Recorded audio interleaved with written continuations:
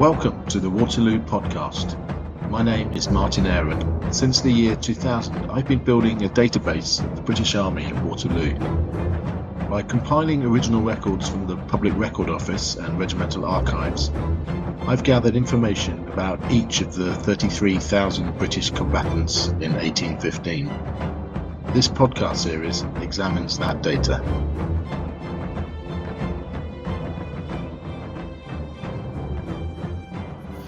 Hello again and welcome to episode 24.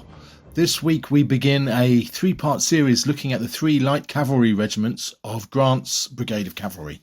This brigade consisted of the 7th Hussars, who we'll be looking at today, then the 13th Light Dragoons and the 15th Hussars. To be pedantic, all light cavalry regiments were light dragoons. The three regiments were correctly titled 7th Queen's Own Light Dragoons Hussars, the 13th Light Dragoons, and the 15th King's Light Dragoons Hussars.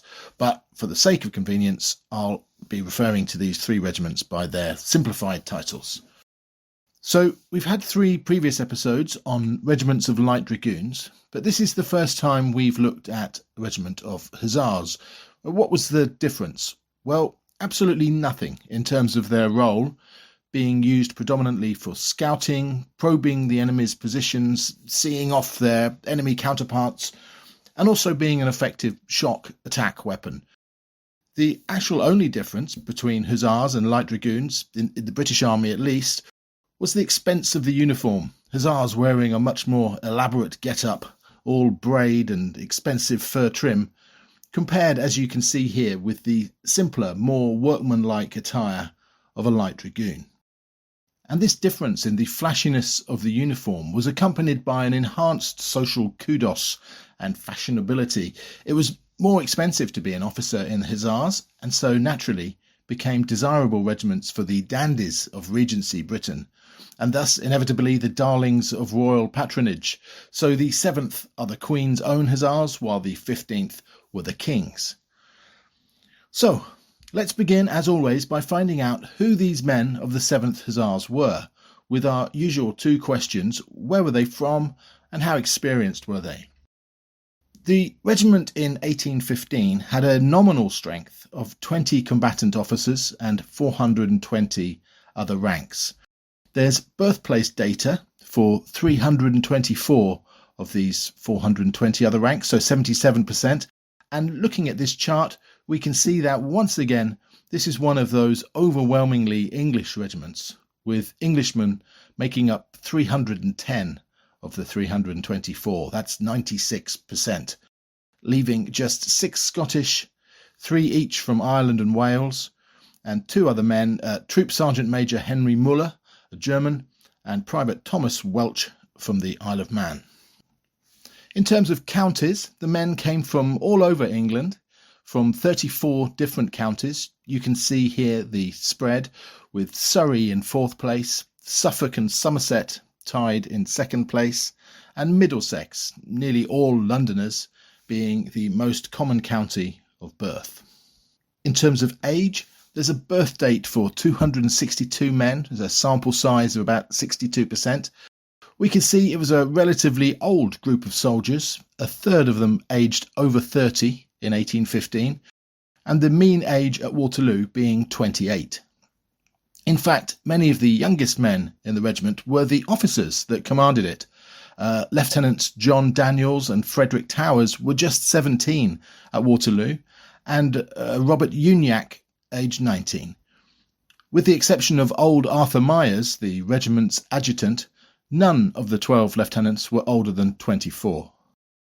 The oldest man in the regiment was Private John Wilkins from the village of Haseby near Grantham in Lincolnshire. Born in 1766, he joined the regiment in 1795. Aged 49 at Waterloo, he would serve another 5 years before being discharged in 1820, aged 54. In terms of enlistment of these other ranks, their older age corresponds with considerable experience in soldiering. There's enlistment data for 398 of the other ranks, so that's 95%. And we can see that 1809 was the most common year, and also the mean, so 6 years of soldiering on average for the men of the 7th Hussars at Waterloo. What does this mean in terms of combat experience? Well, the very old soldiers would have seen action in the 1790s in Holland. For example, Patrick James Ketterick from Wharton in Lancashire, who'd been wounded by a musket shot in the knee in 1799. While these were a relatively small number, the great majority of the 7th had seen action in the Peninsula, a mere couple of dozen having enlisted too late for Toulouse and thus had not seen action. So 93% had already been on campaign and experienced battle. The 7th served in the Peninsula in 2 distinct stints. They first served in the Corunna campaign of 1808 to 1809 under Sir John Moore, and although a disastrous campaign for the British, the occasional small win was subsequently given tremendous importance as a distraction from the losses, and one of these was the Battle of Benavente on the 29th of December 1808, a cavalry skirmish really, midway through the army's retreat to the port of Corunna, where the 7th were among a victorious force of British Hussars. Following the appalling hardships of the remainder of the retreat, the surviving men of the 7th might have been forgiven on finally boarding the transport ships at Corunna for thinking that they had escaped death and were soon to be home safe and sound in England. But listeners to previous episodes, now familiar with the perils of sea travel in this period, can probably guess what comes next. The regiment was divided up into different transport ships, 3 officers and around 70 men being taken aboard the Dispatch transport, which set sail for Falmouth in Cornwall. About 4 o'clock in the morning on Sunday 22nd of January, the boat was driven onto the rocks near the fishing village of Coverack and disintegrated into pieces. Of the 70-odd men of the 7th, just 7 survived and made it to the shore. One of these 7 survivors would not only return to fight again in the Peninsula, but would also be at Waterloo, and we'll hear more about him later. The regiment took some time to recover from the ordeal of the Corunna campaign and the losses of the shipwreck, and did not return to the Peninsula until mid-1813. Its moment of glory came just after Wellington had crossed into France in the Pyrenees at the Battle of Orthez on the 27th of February 1814. Here, the 7th Hussars effected a devastating charge against a column of French infantry and were later commended by Wellington himself for this action. The regiment was also present at the final major action of the war at Toulouse in April 1814. So, now that we know a little about the 7th Hussars, let's join them in 1815. As stated earlier, the regiment was a highly fashionable one, and its colonel was Lord Henry Paget, also titled the Earl of Uxbridge and later the Marquis of Anglesey. Perhaps confusingly, these 3 names are used interchangeably by the sources in this episode. As well as being the 7th's commander, he was the Lieutenant General and had been granted command of the whole of the Allied cavalry for the Waterloo campaign. Major William Thornhill of the regiment was detached so that he could serve as an ADC to Uxbridge, as were 2 of the regiment's captains, Thomas Wildman and James Fraser. Also with Uxbridge were Sergeant Ben Butler and Privates Robert Gould and Sam Holloway, serving as his orderlies.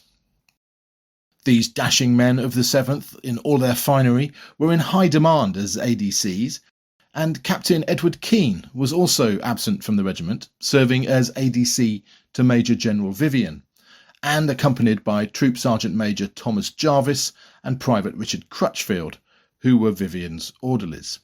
So, if we subtract all these officers and men from the regiment's nominal strength, we have a total of 20 combatant officers and 420 other ranks. You can see a breakdown of these here.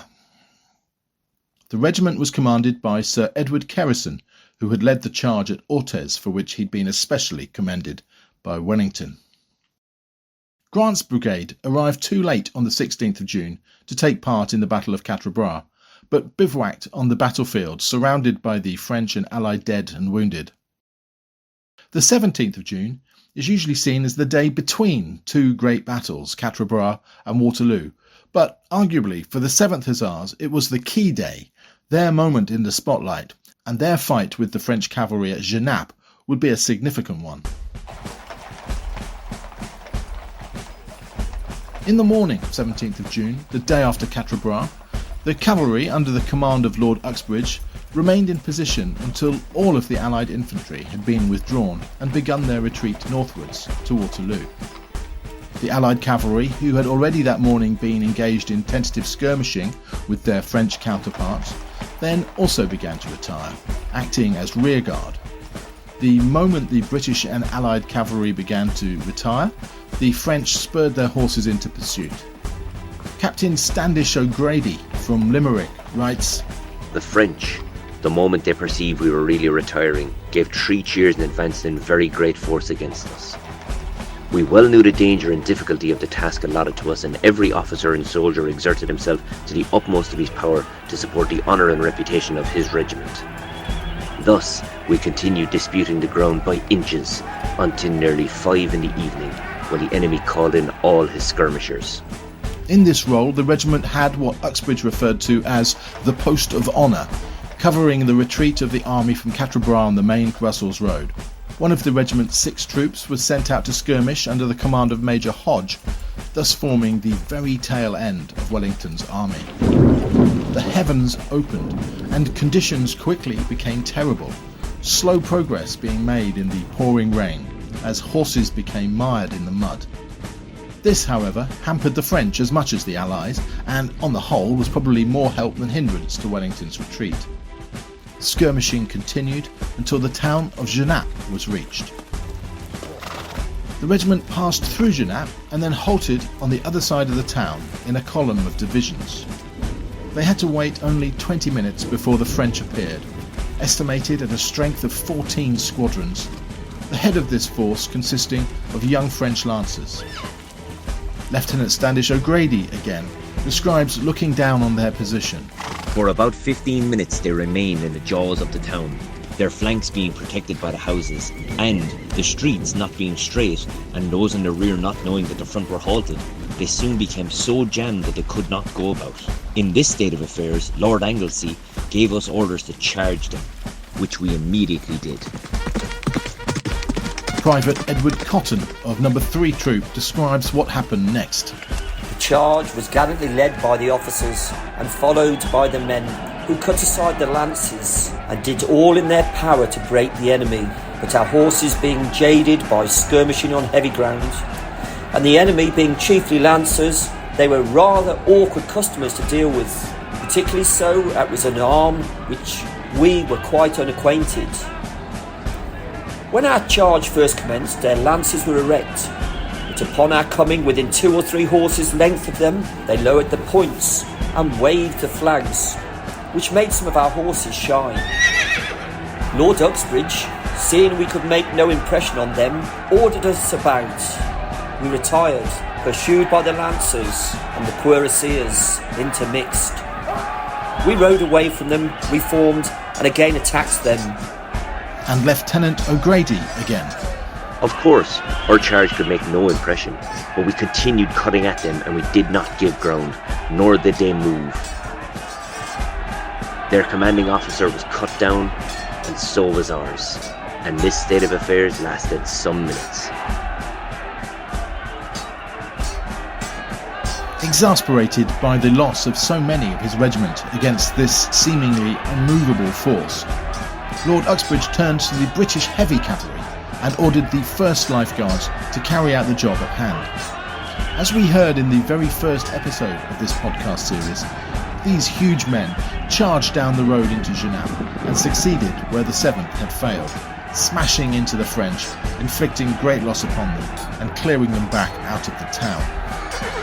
Private Cotton recalls, Lord Uxbridge brought forward the 1st Life Guards, who made a splendid charge and drove the cuirassiers and lancers pell-mell back into Genappe. The Life Guards charging downhill with their weight of men and horses literally rode the enemy down, cutting and thrusting at them as they were falling. Sadly, and almost certainly unfairly, the 7th Hussars came in for criticism for failing in their attacks. Raised eyebrows and defamatory whispering seems to have spread almost immediately through the army.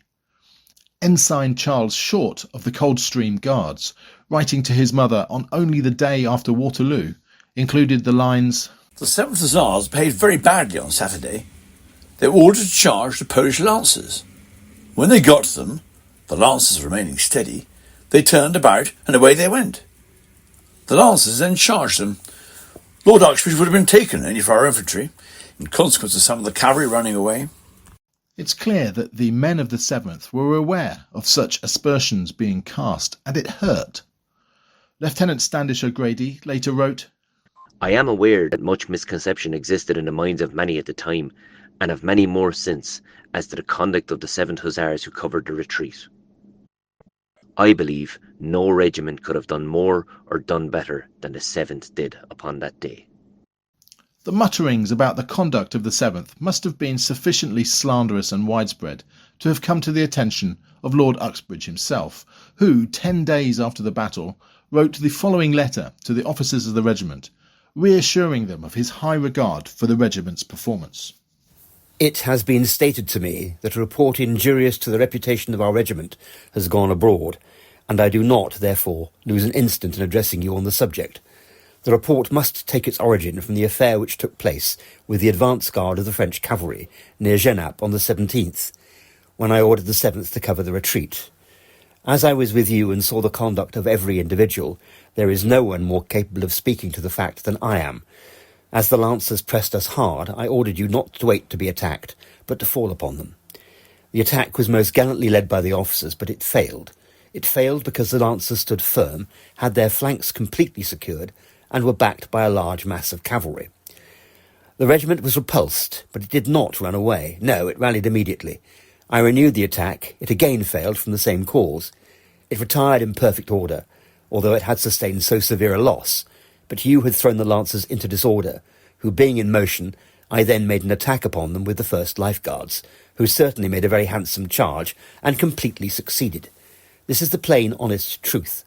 However lightly I think of lancers under ordinary circumstances, I think, posted as they were, they had a decided advantage over the Hussars." The number of casualties suffered supports this statement. Major Edward Hodge, commanding the squadron which charged into Genappe, was killed, as was Adjutant Arthur Myers, presumably riding at his side. 2 troop commanders were captured, Captains Edward Wildman and James Elphinstone, and Lieutenant Edward Peters was also taken, stripped of his pelisse, belt and his money, but managed to get away. As you can see here, the casualty muster lists 19 other ranks either killed or missing after Genappe. It's striking when going through the individual discharge papers of men from this regiment just how many suffered lance wounds. Now, the 7th also engaged with French lancers at Waterloo the following day, so we can't say that these were all inflicted at Genappe. But look here, and we can see 24 men known to have received lance wounds and survived. And there are doubtless many more. These are mostly just men who were pensioned. Captain Elphinstone was also described as being wounded in 2 or 3 places by pikes, presumably not pikes, but lances. It's worth pointing out that several of these men are recorded as also receiving sabre wounds. So, for example, Private James Aslin in No. 4 Company from Ware in Hertfordshire, as well as receiving a lance wound in the shoulder, also received 2 sabre cuts to his head. My overall impression is that the 7th made an extremely brave charge against a stronger enemy force and received serious casualties in their thwarted attempts to repulse the French cavalry. I think it likely, and this is just my personal guess, that after repeated attempts to dislodge the French, Uxbridge later referring to the action as a seesaw, a typical ebb and flow back and forth of cavalry charge and countercharge, the 7th did eventually lose cohesion and were sent reeling back in disarray. I would say this was normal, however, and to be expected, considering the situation, nothing to be ashamed of. So the 7th Hussars retired, covered by the 23rd Light Dragoons, and were now a depleted and battered force. Of the men listed as missing after Genappe, about half would return to the regiment in mid-September, having been taken prisoner. The rest joined the list of killed in action. The regiment continued to Waterloo without further incident, But in the evening of the 17th, the two armies took up their respective lines and minor skirmishing took place between various pickets. In one such incident, Captain Peter Heiliger led his troop, number 5 troop, in a charge. This was observed by Wellington himself, who was so impressed as to ask for the officer's name. As we've heard in previous episodes, the horrendous weather on the 17th continued into the night. Private Cotton describes how they passed that night standing up, leaning on their horses. Our bivouac was dismal in the extreme, what with the thunder, lightning and rain. It was as bad a night as I ever witnessed, a regular soaker. We cloaked, holding by the stirrup leather to steady us if too sleepy. To lie down with water running in streams under us was not desirable, and to lie amongst the horses not altogether safe. At Waterloo on the 18th of June, the 7th were posted with the rest of the brigade to the right of the other cavalry near the junction of the Nivelle Road and Wavre Road. If we return to the late Victorian map of Parry and Simkin, which I've used in previous episodes, and just to repeat, we know it's not perfect, but I do find it gives the clearest overall idea, we see, looking southwards, Grant's brigade was positioned here, with the 7th furthest over to the right. As we know, the Battle of Waterloo began with heavy French bombardment of the whole Allied line, and the already thinned ranks of the 7th lost a few more casualties in this cannon fire. They were subsequently moved back behind the ridge for cover and told to lie down to minimise losses. Here they remained. Around 3 or 4 o'clock, the other two cavalry regiments of the brigade, the 13th and 15th, were sent in haste to the far east of the battlefield to shadow a movement in that direction by a body of French lancers. It seems that the 7th, by this time, were considered too badly mauled to play much further part, and were consequently kept where they were.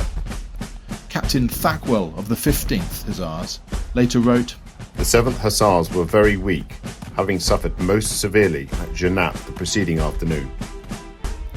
And it's noticeable that in his rather ambitious account of the battle published many years later, Private Cotton makes no mention of his own regiment after the other regiments had moved off about 4 p.m. However, we know that towards the end of the day, during the final French attacks, all 3 regiments of the brigade were called upon to counterattack. Thackwell describes both the 7th Hussars and 13th Light Dragoons being most actively engaged in seeing off repeated French cavalry attacks. He also describes all 3 regiments being involved in the general advance of the Allied army at the end of the day, and mentions Colonel Kerrison, the 7th's commanding officer, having his horse killed under him at this time. Captain Robbins, commanding number 3 troop, was also a casualty in this moment. It was Captain Robbins who later wrote that this first attack of French lancers at around 6 p.m. was pretty much the first time he'd actually seen the enemy all day. Soon afterwards, the battle was over. The regiment suffered a particularly high casualty rate amongst its officers. All the captains serving with the regiment were wounded, as were all the officers serving as ADCs for Uxbridge. A third of the regiment's lieutenants were also wounded. For the other ranks, 25 were killed or died of wounds, with a further 87 wounded. Of these, 19 would be discharged within a year due to their wounds. The regiment also bore a heavy loss of horses. 20 horses were killed at Genappe and 149 listed as killed or missing at Waterloo, although 13 of these later returned. Let's now look at each of the 6 troops. I should point out that these casualty figures are for the other ranks. They don't include officers. Number 1 troop, 31% casualties. 2 men later died of their wounds, but the 2 killed in action are both listed as falling at Genappe. Corporal Henry Johnson from Reading and Private Noah Baker from London. We heard earlier of the tragic shipwreck of the transport ship returning from Corunna in 1809, and there being only 7 survivors from 70-odd men. Well, Private Charles Winks of this troop was the only one of those 7 still serving in 1815. From the village of Gosbeck in Suffolk, he must have had some life, Not only surviving the Corunna campaign and the wreck of the Dispatch, he then served as orderly to Major General Vivian in the campaigns of 1813-14. He eventually rose to be sergeant and served in the regiment until 1828. The National Army Museum holds this recruitment poster for the regiment from 1809. Interesting that they're not yet titled Hussars. And it encourages young fellows whose hearts beat high to tread the paths of glory. And you can see here it tells fine, smart lads to apply to Sergeant Hooper. Well, that Sergeant William Hooper was in this No. 1 troop in 1815. A veteran of both campaigns in the Peninsula, he was from the town of Pershaw in Worcestershire. No. 2 troop, 21% casualties. This troop's Sergeant Major, George Tongue, from Eccles in Lancashire, was 42 years old and a veteran of 22 years' service. He'd particularly distinguished himself at Benavente in 1808, leading a picket under his command. When men of the 7th were eventually awarded their Peninsular War medal, they were able to claim 3 clasps, for Corunna, for Orthez and Toulouse. However, Private Matthew Lamb of this troop, from Bottisford in Leicestershire, was unique in also being eligible for clasps for Salamanca and Vittoria. This was because he had served as personal farrier to Wellington's staff during this period of the war. And No. 2 troop also contained a number of rogues, and we'll hear about them later. No. 3 troop, 41% casualties, the most hard hit of the 6 troops. Many of these men had also been wounded at Benavente in 1808.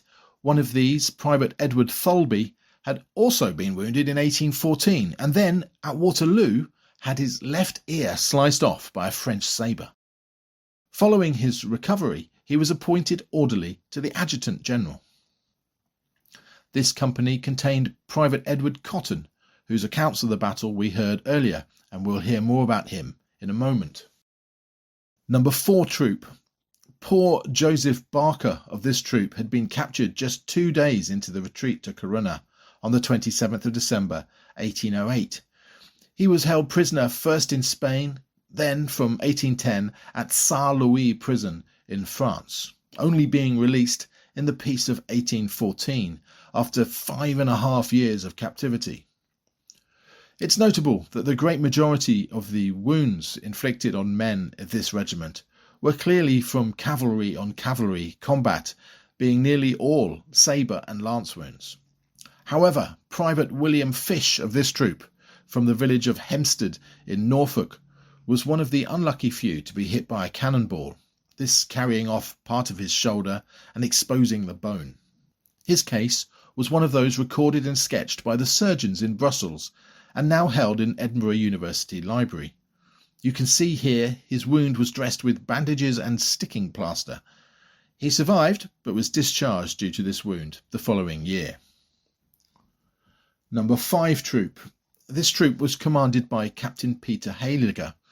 Private Cotton later wrote, "A better or more gallant officer than Captain Hayliger never drew a sword, but he was truly unfortunate. If there was a ball flying about, he was usually the target. I was 3 times engaged with the enemy, serving with the captain, and he was wounded on each of those occasions." It was this troop that Hayliger led in a charge of the evening of the 17th of June between Genappe and Waterloo, which, as we heard earlier, was watched in admiration by Wellington himself. When a man was discharged from the army at this period, his certificate of discharge included a section on his conduct. This was for the benefit of the pension board judgment in deciding the sum that a man should be awarded. The section is commonly filled with either good, very good, excellent, and less commonly bad or indifferent. Private John Heels of this troop from Rowbarrow in Somerset has the dubious distinction of receiving what I believe to be the unique comment of simply idle drunkard. And finally, No. 6 troop. Captain Edward Wildman, commanding this troop, and his brother, Lieutenant John, were both taken prisoner at Genappe. Edward was said to have taken quite a beating on being captured. John managed to get away when the lifeguards charged and returned to the regiment. Yet another brother, Thomas, another captain, was also in the regiment, but served in this campaign as ADC to Uxbridge, in which role he was wounded. 3 of the 5 men killed in this troop were NCOs.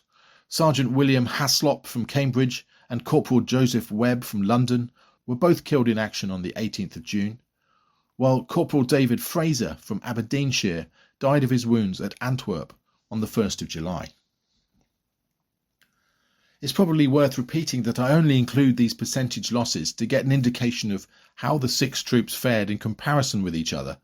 We'll never know what the actual strength of each troop was in battle, how many of that figure of nominal strength were in the rear with officers' baggage wagons, regimental stores and so on, but it would probably be something in the region of 15 to 20%, and thus the real percentage casualty rate would be considerably higher. Several of the 7th Hussars accounts refer to there being very few men left still in formation by the end of the 18th, and that's not indicated by these figures. Following Waterloo, the regiment remained in France as part of the occupying force. Of course, as with all the regiments that formed part of the Army of Occupation, there were the usual court-martials and punishments for drunkenness and petty theft. For example, in March 1817, Private William Finch of No. 4 Troop from Scaresbrick in Lancashire received 300 lashes for stealing 12 fowls, the property of Monsieur Bayant, an inhabitant of Vermouth, the town where the regiment was then stationed. Personally, I'm intrigued by the actual mechanics of how you run away with 12 chickens. Some offences, however, were more violent. 8 months after the poultry theft, 4 men of No. 2 Troop, which does seem to have been something of a rogue's den, were all court-martialled for drunken, riotous and unsoldier-like conduct, and for using violence to some inhabitants in the neighbourhood of Yvetot on the morning of the 23rd November, and for damaging and attempting to make off with some property of those inhabitants. All 4 men, William Platt, William Mason, William Hawkins and Thomas Lewis, were found guilty and sentenced to 300 lashes, and received all 300. In 1818, the regiment finally came home. In previous episodes, we've heard of regiments being posted to the far-flung corners of the burgeoning British Empire, often to their graves. But there was to be none of that for the 7th. A regiment as prestigious and fashionable as the Queen's own Hussars was too valuable to send abroad except in times of war, so it spent the ensuing decade stationed around the British Isles, Hounslow and Windsor, Glasgow and Dublin, and many other locations. As we've heard in previous episodes, scything cuts were made to the army now that peace seemed permanent. The 7th Hussars were not exempt from these, and a considerable number of men were discharged in 2 rounds of reduction. First in 1819, with 72 Waterloo men discharged, and then 2 years later in 1821, a further 28. So that's 100 men exactly. The great majority of these discharged men were granted a pension. Not receiving one could often lead to almost immediate destitution. In an age with no social security safety net, and before even the dreaded workhouses had become common, no job meant no food and no shelter. One man who was certain of a pension was Private Richard Oliver, who served 14 years before becoming part of the reduction in 1821. His conduct was listed as excellent. He'd received 5 wounds on service, sabre cuts to his head and hand at Benavente in 1808, then 3 lance wounds at Waterloo, twice in the arm, once in the side. As well as the reduction, his discharge papers include an intriguing additional reason. Due to a bite at Newtown, Limavady in 1820. At first I naturally assumed this must refer to a horse bite. There are countless instances of cavalrymen being injured by kicks and throws from their horses, but this turned out not to be so. A surgeon's report reveals the extraordinary truth. I further certify that the above-mentioned bite, which has deprived the man of the use of the thumb of his left hand, was inflicted by one of his comrades in a moment of irritation when they were fighting together. In the summer of 1832, the regiment was moved from its posting at Birmingham to Norwich. Scandalously, at the end of September, a mutiny broke out, for which 5 privates were court-martialled, charged with leading 3 whole troops to disobey orders in protest at Colonel Keane's command. That's Colonel Keane, who you may recall was a captain in the regiment in 1815 and served at Waterloo as ADC to Major General Vivian. Now the case is too long and convoluted to fit into this episode. Maybe I'll try and come back to it and tell the whole story another day. But for now, I'll just include two of the soldiers' written complaints because they give a fascinating insight, I think, into the ordinary day-to-day life of a cavalryman in this period. Our duty is so regulated that we're not even allowed sufficient time even to get our meals. We turn out, drill order, often without breakfast. We come in after 12 o'clock. We are kept at stables till nearly half after 1 o'clock so that we have no time to get dinner, and we are then kept at drill for 2 hours or taken out into the country. From thence, we do not return until nearly stable hour, and many of us for duty. The second point. The night duty is very oppressive. Often coming off sentry, we are obliged to lay on the brick floor of the guardroom with there not being any room on the platform. Amusingly, this extraordinary event, which was reported in every newspaper across the land, isn't mentioned at all in either of the regiment's published histories. Let's finish now by hearing of what happened to some of the men after leaving the regiment. Private Edward Cotton, whose accounts we heard earlier, was discharged in 1828. He moved back to Waterloo, where he lived and earned a living as a tour guide, in which role he worked until his death in 1849. According to his wishes, he was buried in the garden at Hougemont. The English writer and historian William Howitt visited the battlefield shortly after Cotton's death and found another old soldier from the 7th, Private Joseph Mundy, and apparently brother-in-law to Cotton, had taken over the position of battlefield guide. Howitt highly recommended Mundy, writing, "If you visit the field, Sergeant Mundy is your man. He's about 60, hale, fresh, frank, upwards of 6 feet in height, and a gentleman in manners. He has none of the showman about him. You go over the ground as if you had fallen in with a well-informed yeoman of the neighbourhood, who is delighted to conduct you over that most impressive scene and tell you all that he knows of it. While he is zealous to state the real facts of the real history, no man will ever hear him utter a word injurious to the honour of the French. On the contrary, he is the first to bear cordial testimony to their bravery and spirit." However, Joseph Mundy, who fought in what I'm now calling the infamous No. 2 Troop at Waterloo, was not perhaps quite the gentleman that Howitt took him for. 10 years after Howitt's article, Mundy appeared in another publication, this time a scandalous news article. Old man charged with bigamy. Yesterday, Joseph Mundy, 72 years of age, formerly of the army and a Waterloo man, was charged with the offence of bigamy. Mary Ann Lean said she resided in Weston Street, Broughton Road, St Olav, London. She was a widow, and in October last the prisoner went to lodge at her house. He represented himself as a single man without any encumbrance. The story that followed was that Mundy married this Mary Ann Lean and encouraged her to sell all her furniture and move with him to Liverpool. This she did, only for Mundy to then disappear, taking with him all her money. But the poor woman, despite now being penniless, determined to track him down. She was compelled to sell her shawl and some jewellery to travel with in search of him. She first proceeded to Manchester. From thence she had heard he had gone to Brussels, to which place she followed him. She also visited Ostend, Amsterdam, and from the latter place to Hull, where she found him living with his wife and family. We heard earlier that Sergeant Hooper was from Pershore in Worcestershire. Well, there was another man in the regiment from there, Private William Johnson in No. 4 Troop. Despite being severely wounded at Waterloo, his wound must have been serious. As you can see here, he was still listed as wounded in hospital in September 1815. He survived this brush with death, only to meet an unfortunate violent end 42 years later in his local pub, the White Horse in Pershore. It's still there now, you can see it here. There, one evening in July 1857, he got into a quarrel with a William Checketts, a local troublemaker known as Red Knob, described as a loud-speaking, very tall, red-haired man. Checketts had briefly served in the Horse Guards, and at least part of their argument seems to have been over who knew more about soldiering. Their quarrel turned to blows, and William Johnson was knocked to the floor, hitting his head hard on the way down. He died that evening, and Checketts was later charged with manslaughter. Unfortunately, in my view, he was found not guilty and released. As we've already seen in previous episodes, many of the last Waterloo men standing from the regiment only come to our attention from newspaper reports highlighting the dismal poverty in which these old soldiers would find themselves.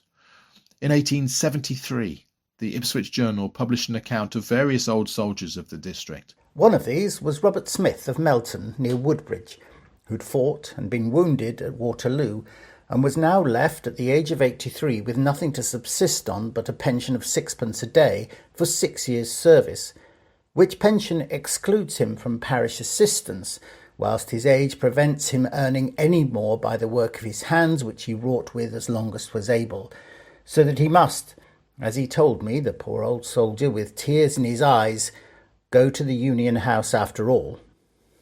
This Robert Smith had been wounded in the left arm at Waterloo, fighting in No. 2 Troop, and had been discharged in 1816, aged only 24, due to this wound. Perhaps the last Waterloo man of the regiment standing was Private John Beswick, or Berwick, of Yeovil, a local newspaper, publishing his obituary in July 1878. The deceased was seriously injured in the chest by being thrown under his horse. He was discharged in consequence of these injuries on December the 14th, 1818. The deceased was well known in the town. He was comparatively active and retained his mental faculties until his death, and those with whom he was more intimately acquainted will not soon forget the vivacity with which he occasionally related many of the thrilling incidents connected with his eventful military career. So let's leave the 7th Hussars there. I hope you found this episode interesting. If you haven't already done so, do please click subscribe. Massive thanks, as always, to the fantastically kind gentleman who read the extracts included in this episode. I was especially grateful to have kind ex-members of the regiments read some of the lines. Andy Milton from the 7th Descendant Regiments, the Queen's Own Hussars, then the Queen's Royal Hussars. Andy is now curator at the Regimental Museum in Warwick. And also Harry Bucknall of the Coldstream Guards, who read the extract from Charles Short of that regiment. Thank you also for all the kind emails and comments I've received for the previous episodes. They really do spur me on. Next time, we'll continue with the next regiment in the brigade, the 13th Light Dragoons, and I'll hope you'll join me for that. Until then, many thanks for watching.